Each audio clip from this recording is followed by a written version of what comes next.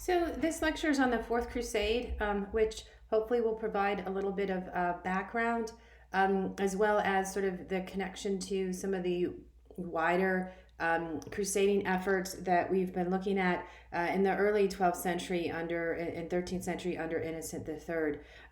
The Fourth Crusade is a pretty controversial one, in part because of some of the decisions that were made along the way, and that's why it earned at one point the term the Unholy Crusade. So in August of 1198, Innocent just does sort of call for the crusade. So this is prior to the Albigensian Crusade. And in part, it is a component of that wider sort of papal agenda, his attempt to impose unity upon sort of all of the different sort of political entities in Western Europe, and unity under his authority. And so this sort of combination of secular and sacred authority that is part of sort of his vision of how society should be structured. And then also uniformity, sort of this idea now that everyone's Christian, they need to be the right kind of Christian, sort of a Catholic Orthodox Christian. And he sees the crusade as sort of a tool to advance that agenda. So he sends papal legates all across Western Europe. And again, Innocent, as opposed to sort of previous popes who sort of call for the crusade, this would be a good idea, maybe you should think about this, here's some incentives. He clearly is actively involved in not just the initial call, but then the ensuing organization, and in particular, the attempts to ensure funding. So he really does try to get sort of this response, this European-wide response. If you can't go yourself, at least you will sort of help fund the crusade. He promises from the papacy 2 years of support minimum. So he orders all parishes, so this is sort of at the church at the very local level, to divert a 40th of their annual revenues to the crusade. And that doesn't seem like much, but if you think about every single sort of church across Western Europe contributing those funds, it is potentially considerable revenue. And I say considerable because, as we'll see later, it didn't always materialize. Also, this notion of commutation of vows. So you can take a vow to go, but if things come up, you can pay money instead to support those who do go. And then this sort of including everybody in the crusade effort in sort of daily penitential practices. So his initial targets are sort of the major secular powers. So Philip II, the King of France, and John I of England. Those two are actually fighting each other, but also the Philip II just is not interested in crusade. As we saw, he went on the Second Crusade and he wasn't interested in that one.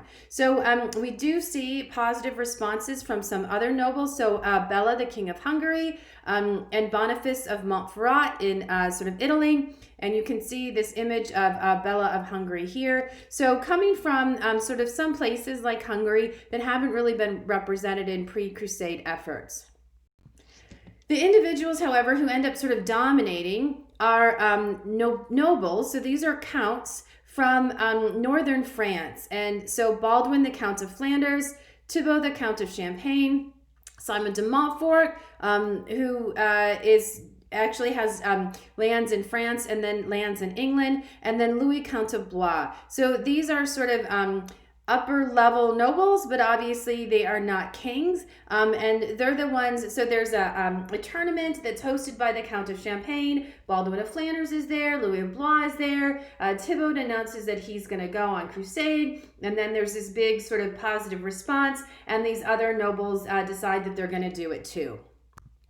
So they then sort of make some time to prepare, and in part what they're going to do is they're going to pursue a strategy recommended by Richard I in sort of his debriefing after the Second Crusade, this sort of recognition that the best way to the Third Crusade, the best way to attack the Latin East, if you really want to get to Jerusalem, which is obviously their target, is to go through Egypt. you attack Cairo, and then that becomes your basis of operations. And the other sort of advice that Richard gives, posthumously because he's dead now, is to go by boat. That to go overland is just an arduous, long toll that it takes, that route.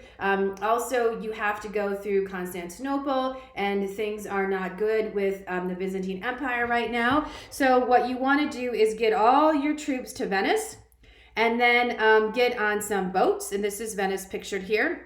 Hop on some boats, and then just sail across to Egypt. In order to do that, however, they need ships. So they send a few sort of individuals to sort of negotiate on their behalf. One of them is Villehardouin, who is from the French royal court, and he is going to go on crusade. He also, conveniently for us, writes a very detailed account of the Fourth Crusade. And so they enter into negotiations with the Doge of Venice. So this is the head of the city-state of Venice, Dandolo. They have sort of commitments from about 15,000 people, and then they sort of adjust the numbers accordingly. So they say, okay, we need transport for about 4,500 knights. They're each going to have horses with them, about 9,000 squires to sort of assist, and then maybe 20,000 foot soldiers. And so essentially, then Venice has to put everything on hold and spend all this winter making ships, a sufficient number of ships to carry all of these men and their accommodations across the Mediterranean. So for the Venetians then, this is going to require a significant labor force, and it's also going to mean that they're going to have to divert their attention from what they were already doing.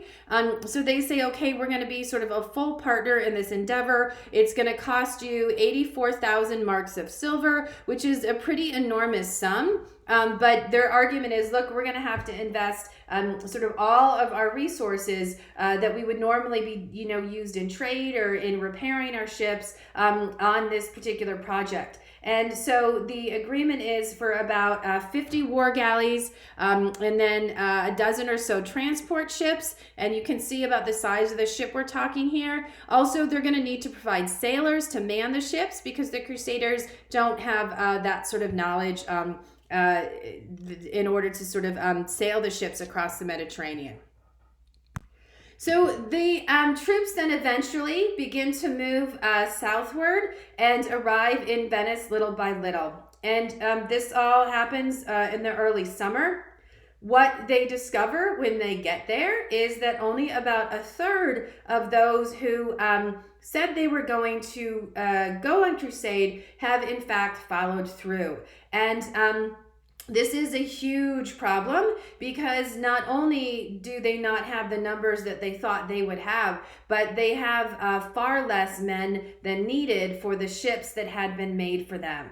They cannot pay Venice for all of the ships that were made that are no longer needed. And so they have to figure out how they're going to come up with this money. And they're kind of stuck there until they can come to some sort of solution. So there is negotiation between the leaders of the crusade and the Doge. What the Doge suggests is a solution that he thinks will benefit both parties. And that is to attack the city-state of Zara. And so you can see from this map, Zara in modern-day Croatia. Zara is a Christian city, and its control of Zara has kind of passed between the Venetians and the Byzantines. Right now, it's sort of independent. So what the Doge says is, look, we really, really, really want control of Zara. It really helps us with trade. They're sort of a competitor we won't have to worry about anymore, and you have the manpower. So if you attack Zara and give us control of Zara, we will forgive your debt. The papal legate is Peter Capuano, and he says, absolutely not. You cannot attack another Christian city. Like, you do not have a mandate from the Pope. You do not have permission to do this. This would be in violation of all your oaths. Simon de Montfort is one of the few nobles who agrees with Peter Capuano, and he says, no, this is not what I signed up for. I can't get on board with this. And so Simon de Montfort, after sort of strenuously arguing against it, loses out. The rest of the leaders say, look, our hands are tied. We took this oath. This is not ideal, but it needs to be done. They actually end up, as they continue forward with this plan, are excommunicated by the Pope, who is trying to prevent this from happening, but that excommunication fails to dissuade them from the attack. So in November, they sail across the Adriatic. They sort of build and mass their siege engines. They mine under the walls. The people of Zara are horribly outnumbered. They do not have sort of the military know-how to resist this sizable army. And so eventually they surrender. In the meantime, the Crusaders do send sort of a messenger to Innocent, saying how sorry they are. They wish they didn't have to do this. Please don't leave us as excommunicant any longer. And he does absolve them with a very strict warning that they need to get back on course. But essentially, this means that the Venetians have been paid or at least sort of compensated. And so the Crusaders can go back to Venice, get on their ships, and then continue on their way to Egypt and then Jerusalem. However, that doesn't happen. Okay, so a little bit of backstory. In 1195, Alexius III deposes Isaac II Angelus, who is the Byzantine emperor. Alexius Angelus, who's Isaac's son, escapes prison. He's initially put in prison after the coup, but then he's able to escape and he goes north up into Eastern Europe. We know he spends some time in Swabia, the Duchy of Swabia. It is possible that he has met Boniface of Montferrat, and scholars have really tried to connect the dots here because it makes a lot more sense if he did, but we're just not sure. We can't prove that definitively. What we do know is that in March of 1203, he arrives in Zara and he meets with the leaders of the Crusaders. And the reason why the connection to Boniface is important is because if he had had conversations with Boniface before the Fourth Crusade, what happens next would have been, at least to some degree, premeditated, as opposed to just sort of a decision on the spot that really kind of surprises everybody. So what happens is this. Alexius says to the Crusade leaders, look, I have lost my throne. I have a lot of money. The people support me. If you help me retake my throne, which shouldn't take too much time, I will provision your entire army for the duration of its crusade to Jerusalem. I will pay off 200,000. I will give you 200,000 silver marks to pay off any debts you might incur. I will provide 10,000 soldiers to help take Jerusalem. Once the city is taken, I will pay for a permanent garrison. I will also attempt to sort of mend the current breach with Rome between the Eastern Orthodox Church, the Greek Orthodox Church, and the Catholic Orthodox Church. And by the way, did I mention I'm super, super popular, and no one will resist your attempts. They'll welcome you with open arms. I just need the army at my back to convince my uncle, who's the guy that deposed his father, to convince my uncle that he needs to flee. This is a modern day photo of Hagia Sophia in Constantinople. So the Crusaders have a decision to make, another difficult decision to make. And as Villehardouin and Joinville, the other author of the Crusade, the Fourth Crusade, tell us, there are different people who support sort of different proposals for different reasons. And it's definitely open to conjecture. We're not really sure exactly why they did what they did, but they agreed. So in June of 1203, the Crusaders arrive in Constantinople, and they set up quarters near Pera, which you can see is sort of at the top of this map. So it's right across the Horn there.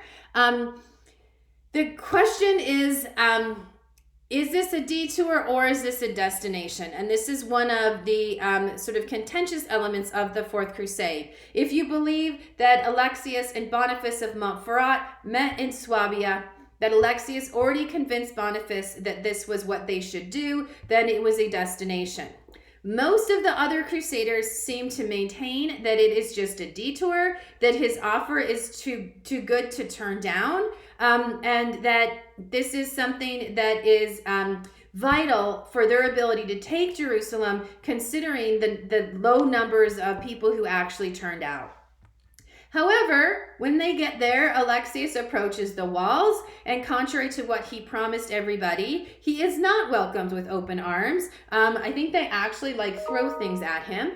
And so then the Byzantines have very, very powerful walls. I mean, this is a city that hasn't been breached in centuries. And it's also very, very difficult because it's surrounded on the three sides by water and then sheer walls that are manned with Greek fire. So this fire that can't be put out with water. And so it's very potent. You absolutely have to have a fleet, a naval attack to even get close to the city. So this is what happens. The Venetians build these ships with siege towers attached to them to allow them to get as close to the wall as possible, to then try and get to sort of bust through the walls and then to allow men to cross over onto the walls. At the same time, the French have set up mangonels. So these are they launch large stones at the walls from Pera. And so you've got the Varangian Guard, which is the primary sort of defensive guard of the Byzantine Empire. And you've got the Greek fire. Eventually, Alexius, the new emperor, leaves. He flees the city because he is informed that they cannot hold out much longer, and that he's going to have to surrender in the face of this sort of double-pronged attack, and so he leaves the city. So the Crusaders enter triumphantly. On August 1st, 1203, Alexius Angelus is then crowned Emperor Alexius IV. This is the place in Hagia Sophia where the throne normally would go. And so this should then usher in all of those promises that he made to the Crusaders. However, it becomes very clear that in his absence, if it ever was the case, that his uncle has depleted the entire treasury. He does not have the money that he promised to the Crusaders. He can't compensate them immediately in the short term the way he promised. There also are a lot of conflict between the members of the Crusade army and the local Byzantines. Constantinople is a really, really wealthy city, and so there are some riots, there's some fire, and in part there are sort of tensions that erupt because some crusaders are accused of stealing things from churches and stealing things from some of the locals. There are a number of Western Europeans who live within the walls of Constantinople, particularly Italians. And as retribution for these crusader actions, some of them are killed. The ones who survive sort of join the crusader camps. But there's a lot of violence and unrest within the city that Alexius can't control.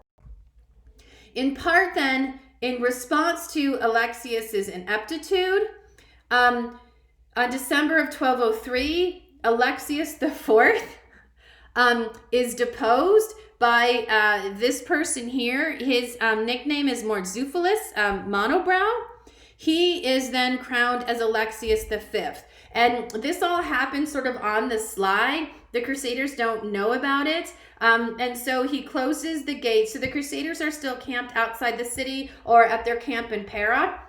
So he closes the gates, he deposes Alexius IV, he builds up the defenses, and then he begins to reinforce the resistance. So the question then for the Crusaders is, what now?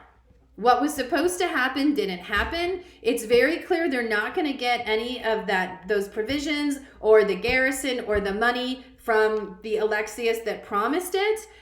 Do they cut their losses and sort of continue on to Egypt? Or do they continue to press the cause in Constantinople? This is another moment then when decisions do have consequences, and there are different things they could have done.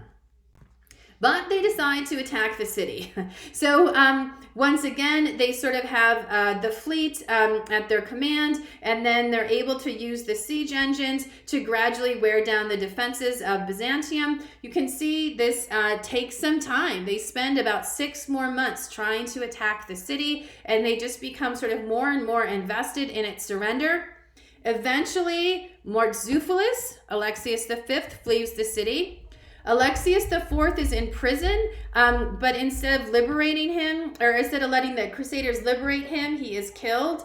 And then it's just an absolute sort of rampage as the Crusaders enter the city. There's just 3 days of burning and pillaging. The story is that they confiscate so much movable wealth in the form of sort of gold plate and precious jewels and luxury silks and linens that they pile it up in the Hagia Sophia so that they can protect it. But eventually just the mob of Crusaders comes in and they take whatever they can. And it's just an absolute sort of nightmare of chaos. So what are they going to do now? Anyone who had sort of a claim to the throne has either fled or they're dead. So they choose from amongst the leaders who are still there, Baldwin the Count of Flanders. And so he becomes the first Latin emperor of Constantinople. He leaves behind the County of Flanders to sort of become the permanent ruler of Constantinople. However, he is fighting, not everyone is going to just sort of accept this major sort of chain of events.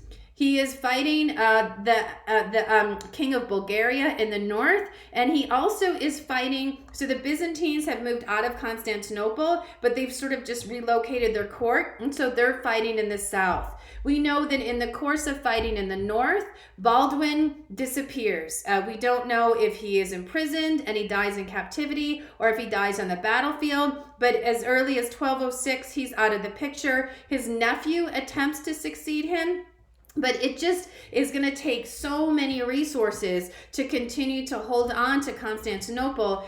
Most of the Crusaders leave.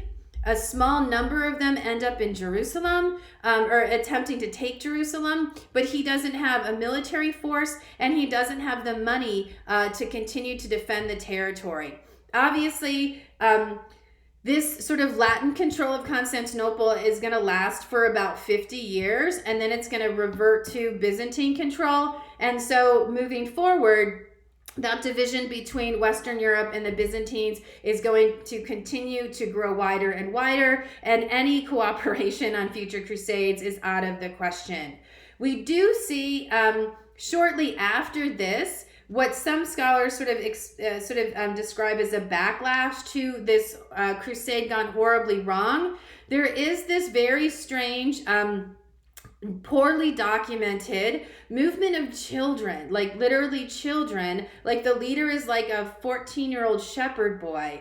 And we do know that it sort of originates in parts of France and then goes through Cologne. And so it's children who believe because they are innocent and uncorrupt that they're going to have the best chance of retaking Jerusalem. So it's obviously not a pragmatic approach, but it can be seen as sort of a response to the corruption of the crusading ideal. Most of the children that make it to Constantinople are ferried across, and they need to sort of get some boats, and there are one of the stories is, again, this is really poorly documented, but one of the stories is on their way to Constantinople, they pay a Venetian captain to provide a boat, and instead of taking them to Constantinople and then across towards Jerusalem, he just sort of absconds with them and sells them into slavery. So we really don't know the outcome, but we just know there was this sort of movement.